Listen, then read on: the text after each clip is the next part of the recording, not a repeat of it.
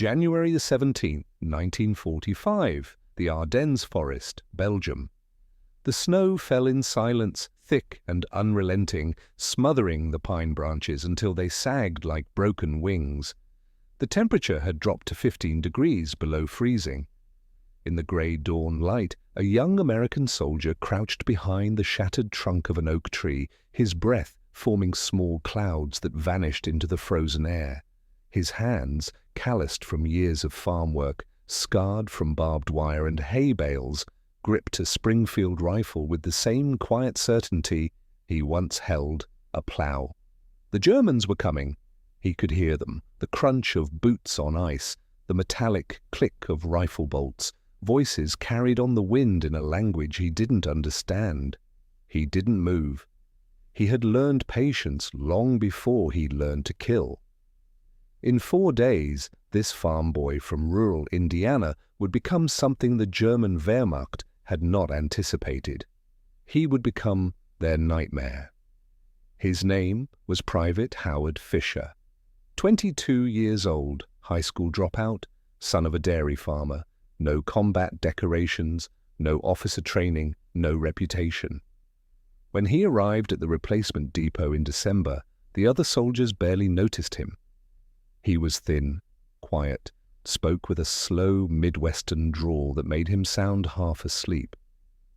The sergeant saw a kid who looked like he'd be better suited to milking cows than fighting Nazis.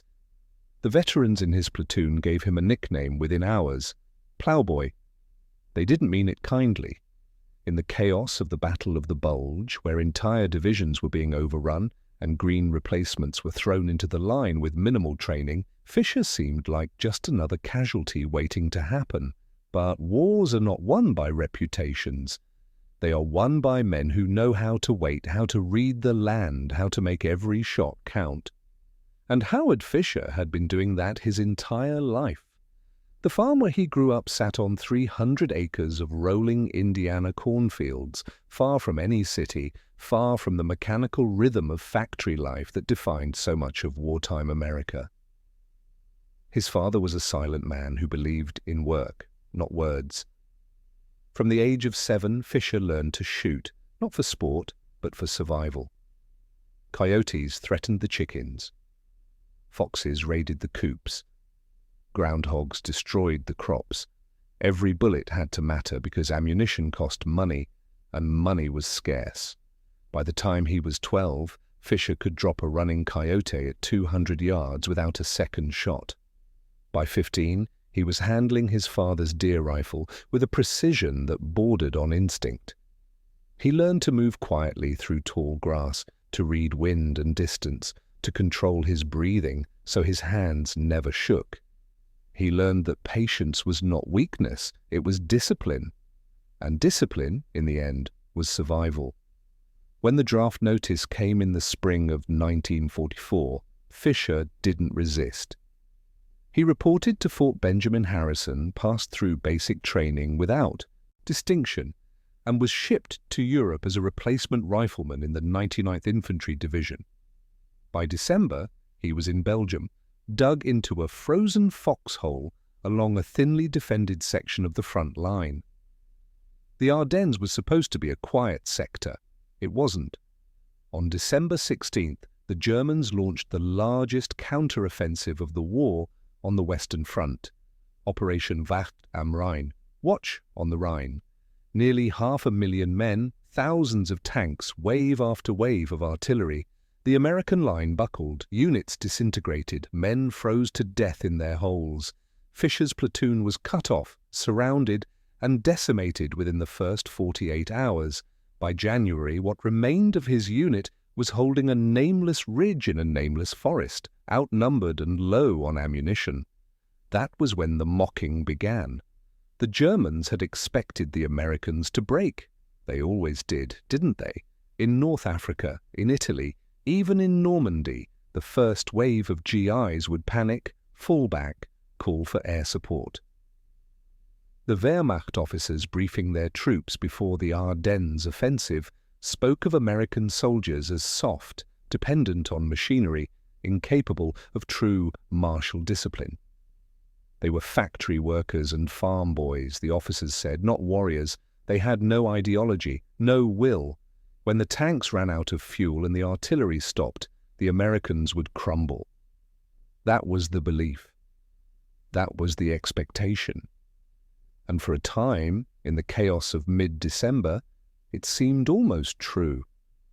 But what the Germans did not understand, what they could never understand, was that men like Howard Fisher had been raised in a kind of warfare they had never seen, not the warfare of ideology or parades or national glory, the warfare of necessity, the warfare of one man, one rifle, one chance.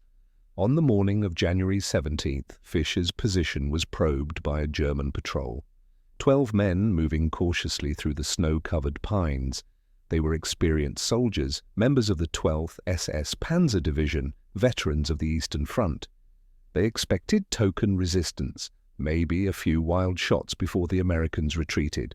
They did not expect Howard Fisher. He let them come, 50 yards, 40, 30. His finger rested on the trigger, steady as stone. When the first shot cracked through the frozen air, the lead German dropped without a sound. The others scattered, confused, searching for the source. Fisher didn't fire again, not yet. He waited, watched, let them think it was a lucky shot, let them regroup. Then he fired again. Another man down, then another. By the time the patrol realized they were being systematically hunted, half of them were dead or dying. The survivors fled. Fisher didn't pursue. He simply reloaded and waited for the next group. Over the next 4 days, the pattern repeated. The Germans sent patrols to probe the ridge, to locate the American positions, to clear the way for a larger assault. And every time, Fisher was waiting. He moved between positions, never staying in the same spot for more than an hour. He used the terrain the way a farmer uses contour ploughing, working with the land, not against it. He knew which trees provided cover, which sightlines were clear, which snowdrifts would muffle sound. He knew how to slow his heart rate, how to exhale before the shot, how to lead a moving target by just the right margin. He didn't think about the men he was killing. He thought about accuracy, about conservation, about making every round count, just like shooting coyotes, just like protecting the farm. By January 20th, the German company commander had lost 38 men to a single American rifleman. 38 confirmed kills in 4 days, no machine gun, no artillery support, just one man with a bolt-action rifle and an infinite well of patience. The Germans began to call him Der Geist, the ghost. They stopped sending patrols during the day. They tried night assaults, thinking darkness would protect them. It didn't. Fisher had grown up walking his father's fields in the dark, checking traps, tracking wounded deer. The night was not his enemy, it was his advantage. On the 4th night, a German squad tried to flank his position from the east. Fisher heard them long before he saw them, the creak of frozen leather, the scrape of metal on wood. He let them pass his first position, then moved behind them. 3 more kills before they even knew he was there. The statistics alone do not tell the story. 38 enemy soldiers killed over 96 hours, an average of nearly 10 per day. But numbers are cold things. They do not capture what it meant for those German soldiers, seasoned and brutal, to realize they were being hunted by a farm boy they would have mocked a month earlier. They do not capture the slow erosion of confidence, the whispered conversations in frozen bunkers, the fear that took root like frostbite. One rifleman, one position, holding a ridge that should have fallen in an afternoon. The German officers could not explain it.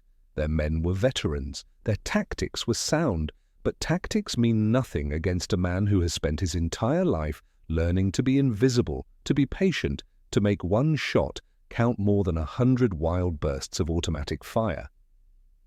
What Fisher carried with him, more than ammunition or rations, was a symbol of the world he came from. In his field jacket pocket, wrapped in oilcloth to keep it dry, was a small tin of his mother's apple butter. She had packed it for him before he left Indiana, told him it would remind him of home.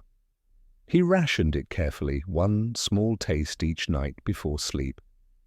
It was thick and sweet, made from apples grown in their own orchard, preserved in jars that lined the cellar shelves every autumn. To Fisher, that tin represented something the Germans could never take from him.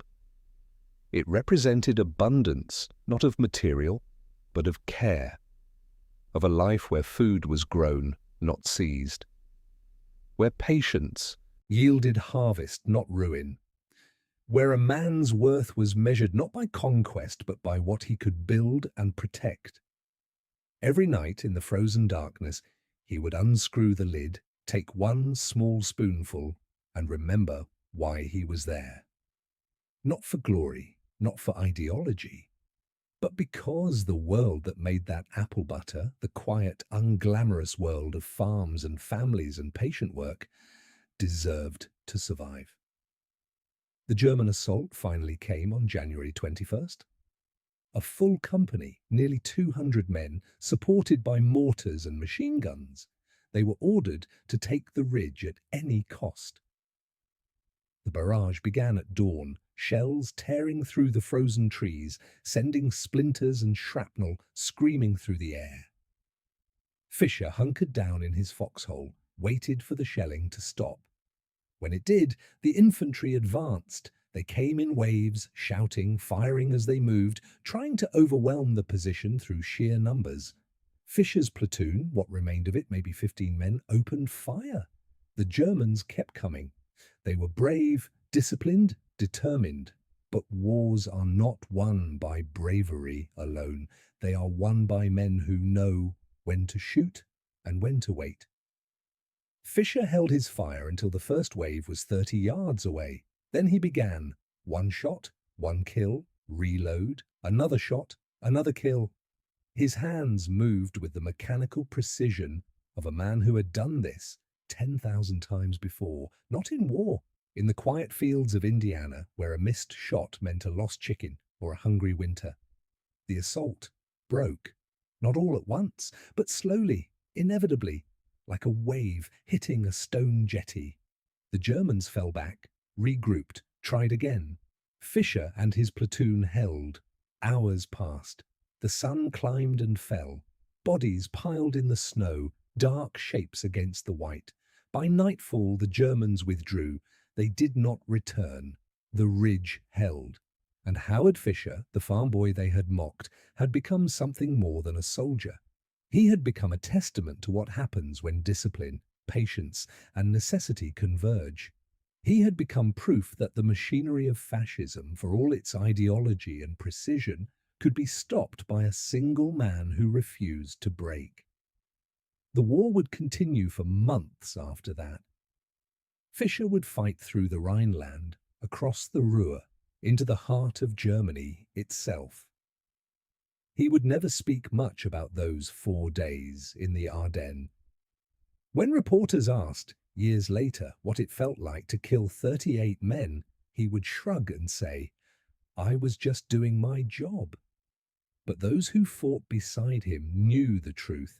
They knew that in the frozen forests of Belgium, when the line was breaking and the future hung by a thread, it was not the generals or the tanks or the grand strategy that saved them.